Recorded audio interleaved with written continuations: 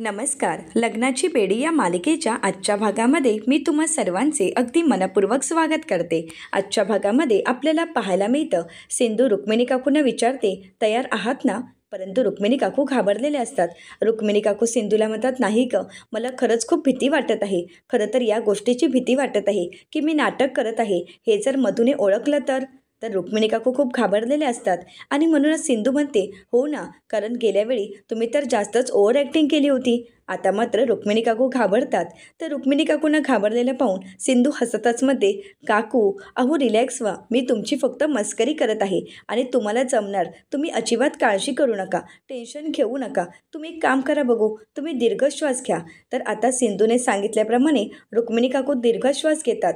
तर सिंधू ही रुक्मिणी काकूंना म्हणते, काकू अजिबात काळजी करू नका, सगळं काही नीट होणार आहे. आता ते येण्याची वेळ झाली आहे, तुम्हाला खंबीर व्हावंच लागेल.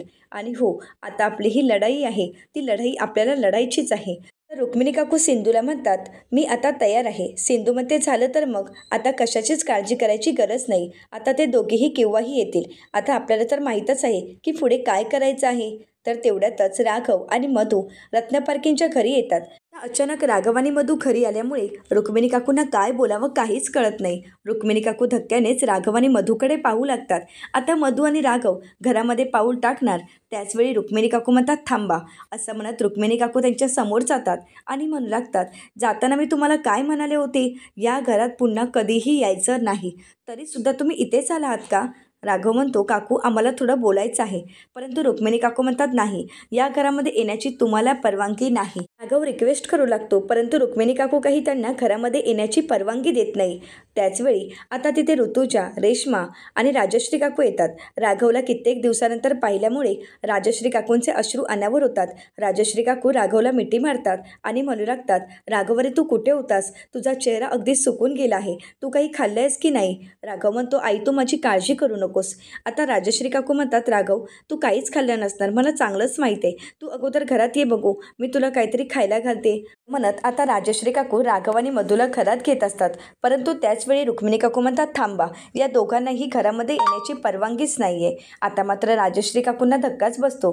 राजश्री काकू रुक्मिणी काकूंना विचारतात, वहिनी तुम्ही हे काय बोलत आहात? अहो तुम्हीच तर मला म्हणाला होता ना की राघव आणि मधूला मी घरात घेईन. खरं तर तुम्ही मला वचन दिलं होतं, मग तुम्ही आता त्यांना का थांबवतात?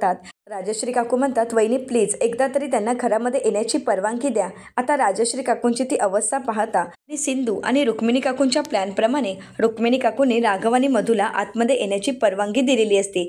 आता राजश्री काकूंना खूप आनंद झालेला असतो. तर दुसरीकडे पाहायला मिळतं, मधू आणि राघव घरी येताच रुक्मिणी काकू विचारतात, बोला तुमचं काय काम आहे आणि काय हवं आहे तुम्हाला? तर आता मधू म्हणते, हक्क. रुक्मिणी काकू म्हणतात, काय? तर मधू म्हणते की हो, राघवचा हक्क मला हवा आहे. तर रुक्मिणी काकू म्हणतात, ते शक्य नाही. तर आता मधू ही रुक्मिणी काकूंना विचारते, का? राघव या घरचा मोठा मुलगा आहे. मोठा मुलगा या नात्याने या घरावर, या घराच्या प्रत्येक वस्तूवर, प्रॉपर्टीवर राघवचा पूर्ण अधिकार आहे. तर आता रुक्मिणी काकू मधूला म्हणतात, तो अधिकार राघवने केव्हाच नाकारला आहे. जेव्हा तुम्ही घर सोडून जात होता तेव्हाच मी तुम्हाला बजावलं होतं, परंतु त्यावेळी काही ऐकून न घेताच तुम्ही हे घर सोडून निघून गेलात. आणि तुम्ही घर सोडून जात असताना मी तुम्हाला काय म्हणाले होते हे तुमच्या लक्षात आहे ना? आता मात्र मधू आणि राघव काहीच बोलत नसतात. रुक्मिणी काकू राघवला विचारतात, राघव लक्षात आहे ना? तर राघव म्हणतो की हो, माझ्या लक्षात आहे.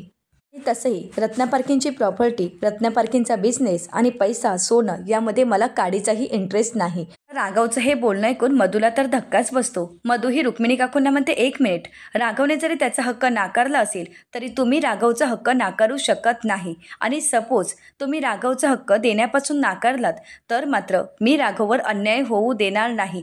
आता काही झालं तरी राघवचा हक्क राघवला मी मिळवूनच देणार आहे. असं म्हणत आता मधू रागानेच रुक्मिणी काकूंना धमकी देऊ लागते. आता मधूच्या या वागण्याचा रुक्मिणी काकूंना राग येत असतो, परंतु रुक्मिणी काकू शांतच असतात. तर मधू पुढे म्हणू लागते, आणि म्हणूनच मी लिगली डॉक्युमेंट तयार करून आणले आहेत. असं म्हणत आता मधू तिच्या हातामध्ये असणारे लिगली डॉक्युमेंट रुक्मिणी काकूंच्या हातात देते. आता मधूने दिलेले डॉक्युमेंट रुक्मिणी काकू वाचत असतात.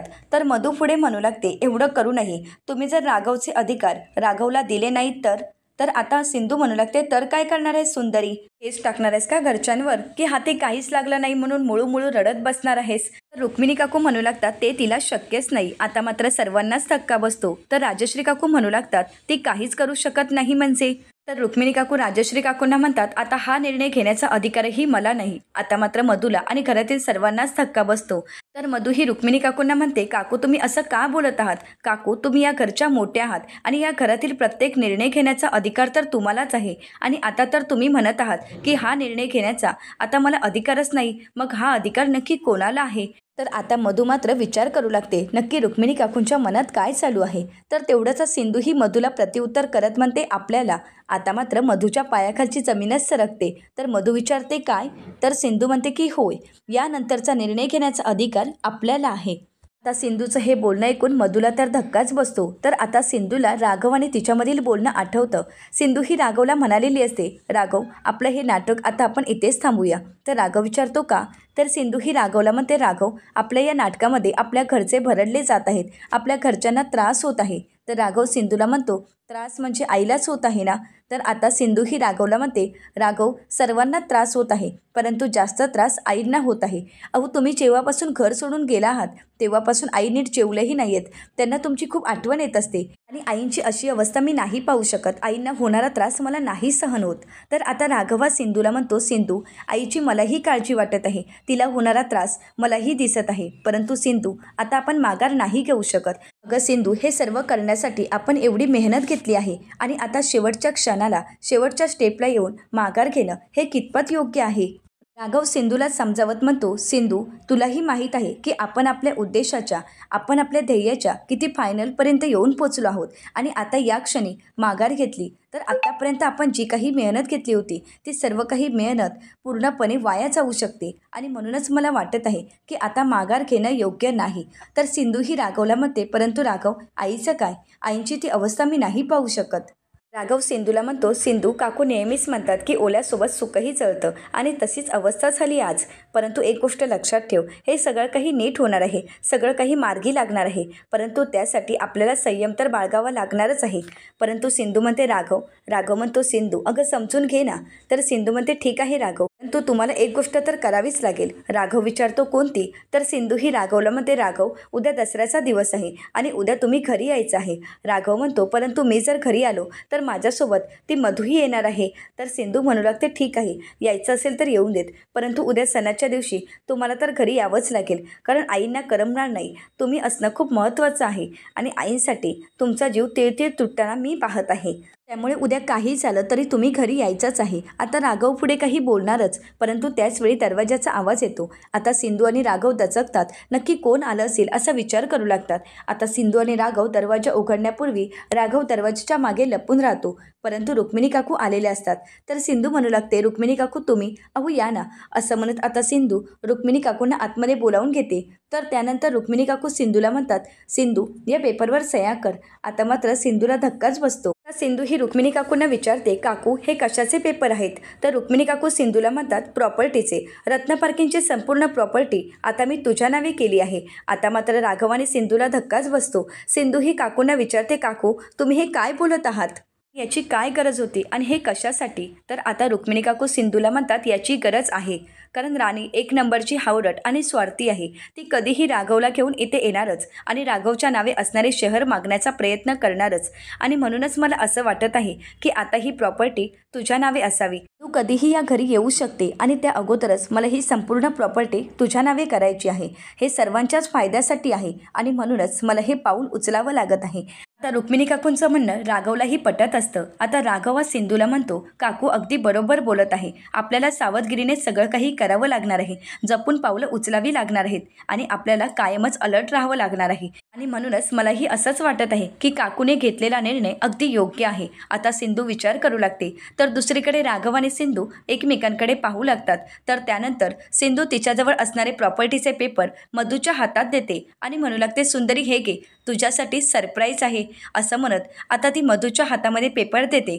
आता ज्यावेळी पेपर मधू वाचू लागते तेव्हा मात्र मधूच्या पायाखालची जमीनच सरकते, कारण हे सगळं काही अनपेक्षितच घडत असतं की ज्याची मधूला कधी कल्पनाही नसते. हे सर्व वाचल्यानंतर मधुला तर धक्काच बसतो. मधु ही धक्क्यानेच राघवकडे पाहू लागते. राघव म्हणतो बघू असं म्हणत आता राघवही पेपर वाचण्याचे नाटक करतो आणि त्यानंतर मधु ही राघवला म्हणू लागते नाही राघव, हे कधीही शक्य नाही, असं होऊच शकत नाही. तर आता सिंधू ही मधुला म्हणते अगं तुला काय वाटते, हे शक्य आहे की नाही याने कोणाला काही फरकच पडत नाही, परंतु हेच सत्य आहे की आपल्या हजबंडने ही संपूर्ण प्रॉपर्टी आपल्या नावे केली आहे, असं सिंधू तोऱ्यातच मधुला सांगू लागते. परंतु मधुला मात्र हे सगळं काही खोटं वाटत असतं. आता मधु विचारते काय, तर त्यानंतर मधु ही राघवला विचारते राघव हे मी काय ऐकत आहे, हे सगळं काही खरं आहे का. तर आता राघव काहीच बोलत नसतो. तर मधु ही राघवला म्हणते राघव मी तुझ्याशी बोलत आहे, हे सगळं काही खरं आहे का. तर आता राघव म्हणतो मधु तू शांत हो, परंतु हे सगळं काही खरं आहे. आता मात्र मधुला धक्काच बसतो. मधु ही राघवकडे पाहू लागते. राघव म्हणतो मधु मी तुला म्हणालो होतो ना की आता या सगळ्याचा काहीच उपयोग होणार नाही, अगं हे सगळं काही खरं आहे. आता मधुला या सगळ्या गोष्टीचा धक्का बसतो. मधु विचारू लागते परंतु राघव तू असं कसं करू शकतोस. राघव म्हणतो कारण माझ्याजवळ दुसरा कुठलाच पर्याय नव्हता. मला हिने डिवोर्स देण्यासाठी ही एकच कंडिशन माझ्या समोर ठेवली होती. ती मला म्हणाली जर तुला डिवोर्स हवा असेल तर ही संपूर्ण प्रॉपर्टी माझ्या नावे करावी लागेल आणि मला तुझ्याशी संसार करायचा होता. मधु माझं तुझ्यावर प्रेम होतं आणि तुझ्या प्रेमाखातरच तिच्याकडून डिवोर्स पेपरवर सह्या घेण्यासाठी मी संपूर्ण प्रॉपर्टी तिच्या नावे केली. आता मात्र मधुच्या पायाखालची जमीनच सरकते. मधु विचारते ओके ठीक आहे फाईन, परंतु मग आता डिवोर्स पेपर कुठे आहेत. आता मात्र राघव शांतच होतो. मधु विचारते अरे राघव मी तुला काय विचारत आहे, अरे डिवोर्स पेपर कुठे आहेत. राघव म्हणतो मधु मी अगोदर या प्रॉपर्टीच्या पेपरवर सही केली आणि त्यानंतर ज्यावेळी वेळ आली की डिवोर्स पेपरवर सही करायची तेव्हा मात्र तिने नकार दिला. आता मात्र मधुला धक्काच बसतो. तर मधु मोठ्यानेच विचारते काय. राघव म्हणतो की हो मी तिला म्हणालो की यावर सही कर, परंतु तिने स्वतःचा फायदा करून घेतला आणि त्यानंतर डिवोर्स पेपरवर सही करायला तयारच नाही. आता मात्र मधुला काय चालू आहे काहीच कळत नसतं. तर सिंधू ही जोरजोरात हसत म्हणू लागते याला तर सही करून घेतलं आणि येडा बनवला येडा, असं म्हणत सिंधू हसू लागते. मधु ही सिंधूवर चिडते आणि म्हणू लागते तुझं डोकं फिरलंय का, तू हे काय केलंयस. तर आता सिंधू म्हणू लागते काय म्हणजे, एवढं मोठं रत्नापारखी सदन, एवढी छान प्रॉपर्टी, ऐशाराम जीवन आणि एवढा हँडसम हजबंड, सर्व सोडून आपण घर सोडून जाणार, आपण काही येडे वाटलो का तुला, असं म्हणत आता सिंधू जोरजोरात हसत असते. परंतु सर्वांनाच सिंधूचा खूप राग आलेला असतो. परंतु रुक्मिणी काकू आणि राघवला मात्र आनंद वाटत असतो. त्याचवेळी राजश्री काकू रागाने सिंधूच्या समोर येतात आणि सिंधूच्या नकळतच सिंधूच्या कानाखाली मारतात. आता मात्र सर्वांनाच धक्का बसतो. राघव आणि रुक्मिणी काकूंना खूप वाईट वाटतं. आता राजश्री काकू सिंधूला म्हणतात कृष्णा हे सगळं काही तुझ्यामुळे होत आहे, या घरामध्ये भांडणं तुझ्यामुळे होत आहेत, माझा राघव हे घर सोडून तुझ्यामुळे गेला आहे, या घरात होणारा क्लेश हा फक्त तुझ्यामुळेच होत आहे, घरामध्ये प्रत्येकामध्ये येणारा दुरावा या सगळ्याला फक्त तू कारणीभूत आहेस. परंतु सिंधू मात्र काहीच प्रत्युत्तर करत नाही. राजश्री काकूंच्या या बोलण्यामुळे रुक्मिणी काकूंना खूप वाईट वाटत असतं. तर राजश्री काकू म्हणू लागतात आज या घरामध्ये भांडणं होत आहेत, आज हे घर विखुरलं गेलं आहे, या घरामध्ये नेहमी सतत वाद निर्माण होत आहेत, या सगळ्याला कृष्णा तू कारणीभूत आहेस, तुझ्यामुळे राघवचा संसार उद्ध्वस्त झाला, राघवचं आयुष्य उद्ध्वस्त झालं, बोल कृष्णा तू हे सगळं काही का केलंयस. तर सिंधू म्हणू लागते मी तर काहीच केलं नाहीये. तर त्यानंतर आता राजश्री काकू मधूकडे येतात आणि मधूला म्हणू लागतात मधू मला माफ कर, मी या घरची सून असून राघवची आई असून तुझ्यासाठी काहीच करू शकले नाही. रुक्मिणी काकू राजश्री काकूंना म्हणतात राजश्री तू माफी मागायची काहीच गरज नाही, कारण यामध्ये तुझी काहीच चूक नाही. अगं राघव स्वतःहूनच घर सोडून गेला आहे आणि त्यानंतर राघवनेच कृष्णाच्या नावे ही प्रॉपर्टी केली आहे, त्यामुळे यामध्ये कृष्णाचा किंवा तुझा काही दोष नाही. तर आता राजश्री काकू म्हणतात की हो दोष असेल तर या कृष्णाचाच आहे, हिच्यामुळेच हे सगळं काही घडत आहे. तर आता सिंधू म्हणू लागते मी का दोषी आहे, मी तर काहीच केलं नाहीये आणि तरीसुद्धा तुम्ही सर्वजण मलाच दोषी ठरवत आहात. आता मात्र सर्वांमध्ये वाद होऊ लागतात. रुक्मिणी काकू राजश्री काकू सिंधू आणि मधू हे सर्वजण वाद घालत असतात. आता त्याचवेळी राघव म्हणतो बस या सगळ्याचा मला खरंच खूप कंटाळा आला आहे, या सगळ्यापासून कुठेतरी दूर जावंसं वाटत आहे. मधू एक गोष्ट लक्षात ठेव, आपण कितीही कन्व्हिन्स करण्याचा प्रयत्न केला तरीसुद्धा या घरची लोक आपल्याला सुखाने एकत्र जगूच देणार नाहीत, कधीही आपल्या सुखाचा विचार करणार नाहीत आणि कधीही आपल्याला एकत्र येऊ देणारच नाहीत. आणि म्हणूनच मधू आता मी एक निर्णय घेतला आहे, आता मात्र मधूला धक्काच बसतो. राघवचा नक्की निर्णय काय असेल याचा मधू विचार करू लागते. आता मधू ही राघवकडे पाहत असते. राघव मधूला आपला निर्णय सांगत म्हणतो, मधू, ही लोक काही आपल्याला सुखाने जगू देणार नाही. या जगात आपल्याला सुखानं जगणं मुश्किल झालं आहे आणि म्हणूनच मला असं वाटत आहे की आपण दोघं एकत्र सुखाने तर जगू शकत नाही, परंतु एकत्र या जगाचा निरोप तरी घेऊ शकतो ना. आता मात्र सर्वांनाच धक्का बसतो. ऋतुजा म्हणू लागते, राघव, तू भानावर आहेस ना? तू हे काय बोलत आहेस? राघव, तुला कळतंय का? आता सर्वांनाच राघवच्या या निर्णयाचा खूप राग आलेला असतो, परंतु राघव कोणाचं काही ऐकून न घेता मधूचा हात पकडतो आणि तिला रूममध्ये घेऊन येतो. आता राघव इकडे तिकडे शोधाशोध करू लागतो. मधू विचारते, राघव, अरे काय शोधतोयस? राघव म्हणतो, मधू थांब जरा, मी तुला सांगेनच. मधू म्हणते, राघव, तू एवढा हायपर होऊ नकोस, तू चिडू नकोस. एक ना एक दिवस या घरातील आपल्याला एक्सेप्ट करतीलच. राघव म्हणतो की नाही, आता माझी सहनशीलता संपली आहे आणि आता या सगळ्याचाच मला खूप कंटाळा आला आहे. त्यामुळे आता मला जगायचं नाही ना तुलाही. आता आपण एकत्र जगायचं नाही तर एकत्र मरायचं आहे, कारण या घरातील कोणीही आपल्याला सुखाने जगू देणार नाही, परंतु आपण एकत्र मरू तर शकतो ना. इथे आपण एकत्र संसार थाटू शकलो नाही, परंतु एकमेकांचा हातात हात घेऊन जीवन तर संपवू शकतो ना. असं म्हणत आता राघव रूममधून रॉकेलचा केन बाहेर घेऊन येतो. आता राघवच्या हातामध्ये रॉकेलचा केन पाहून मधू मात्र घाबरून जाते. मधू विचारते, राघव, हे काय करत आहेस? राघव म्हणतो, मधू, माझं तुझ्यावर जीवापाड प्रेम आहे, तुझंही माझ्यावर प्रेम आहे. मग या प्रेमाचा आता अंत तर व्हायलाच हवा, कारण जर आपल्याला कोण सुखाने जगू देत नसेल तर आपण आपलं जीवन संपवूया एकत्र, असं म्हणत तो मधूला रिक्वेस्ट करू लागतो. आता मात्र मधू घाबरून गेलेली असते. तर दुसरीकडे पाहायला मिळतं, राजश्री काकू म्हणतात, वहिनी, मला सोडा, राघव काहीतरी करून बसेल. अहो, त्याने जर भलतंच काही केलं तर, त्यामुळे नाही, मी ते सहन नाही करू शकत. आता ऋतुजा, रेश्मा आणि राजश्री काकू कोणाचं काही ऐकून घ्यायला तयारच नसतात. राजश्री काकू म्हणतात, वहिनी, प्लीज मला सोडा. रुक्मिणी काकू म्हणतात, राघव काही करणार नाही, तू काळजी करू नकोस. परंतु आईचा जीव मुलासाठी तिळतिळ तुटत असतो. राजश्री काकूंना खूप वाईट वाटत असतं. राजश्री काकूंना हे सगळं काही खरं वाटत असतं. रुक्मिणी काकू आणि सिंधू त्यांना थांबवण्याचा प्रयत्न करतात, परंतु राजश्री काकू कोणाचं काही ऐकून घ्यायला तयारच नसतात. राजश्री काकू रुक्मिणी काकूंना म्हणू लागतात, वहिनी, प्लीज मला अडवू नका. माझ्या राघवने स्वतःच्या जीवाचं काही बरं वाईट करून घेतलं तर मी स्वतःला कधीही माफ नाही करू शकत. वहिनी, मला जाऊ द्या. रुक्मिणी काकू म्हणतात, नाही राजश्री, मी तुला कुठेही जाऊ देणार नाही. तर ऋतुजा म्हणू लागते, अहो वहिनी साहेब, तुम्हाला जर जायचं नसेल तर राजश्री वहिनींना तरी जाऊ द्या. अहो, राघवने त्याच्या जीवाचं काही बरं वाईट करून घेतलं तर त्याला कोण जबाबदार आहात? अहो, राघवने आताच तर धमकी दिली आहे. रुक्मिणी काकू म्हणतात, राघवने धमकी दिली, परंतु राघव तसं काही करणार नाही. राजश्री काकू म्हणतात, नाही, राघवने ठरवला ना तर तो काही करू शकतो आणि म्हणूनच मला माझ्या राघवला वाचवायचं आहे. मी राघवशिवाय नाही जगू शकत. आता रुक्मिणी काकूंना काय करावं काहीच कळत नसतं. तर आता त्या सिंधूकडे पाहू लागतात. तर सिंधू ही रुक्मिणी काकूंना कठोर व्हायला सांगत असते, परंतु रुक्मिणी काकूंना कठोर होताही येत नाही. आता रुक्मिणी काकू राजश्री काकूंना कसं बसं थांबवण्याचा प्रयत्न करतात आणि म्हणू लागतात, विनायका, मला बळ दे. मला माहीत आहे आज मी राजश्रीची खूप वाईट वागत आहे, परंतु हे सगळं काही घराच्या भल्यासाठीच आहे. एक ना एक दिवस हे सगळं काही राजश्रीला कळेल आणि तिलाही कळेल मी असं का वागत होते, परंतु तोपर्यंत काही झालं तरी मला राजश्रीला थांबवावंच लागणार आहे. आता मात्र राजश्री काकूंना कसं थांबवावं हे रुक्मिणी काकूंना काहीच कळत नसतं. तर आता रुक्मिणी काकू म्हणतात, अगं तू थांब गं, काही करणार नाही राघव. आता मात्र सर्वांना धक्का बसतो. ऋतुजा विचारते, वहिनीसाहेब, तुम्ही एवढं सहज कसं काय बोलू शकता? अहो वहिनीसाहेब, तुम्हाला काही वाटतंय की नाही मला काहीच कळत नाही. तुम्ही नक्की कॉमेडी करत आहात की रागवला आहात हे काहीच कळत नाही. रेश्मा म्हणते, हो ना, गेले काही दिवस आपल्या घरात काय चालू आहे मला काहीच कळत नाही. नक्की काकूंच्या मनात काय चालू असतं हे कोणाचा ठाव ठिकाणाही लागत नाही. आता सिंधू मनाशीच म्हणते, काकू तुम्ही अशी कॉमेडी करू नका. जर कोणाला आपल्यावर संशय आला तर पूर्ण वाट लागणार आहे. आता तर आपण ध्येयापर्यंत पोहोचत आहोत.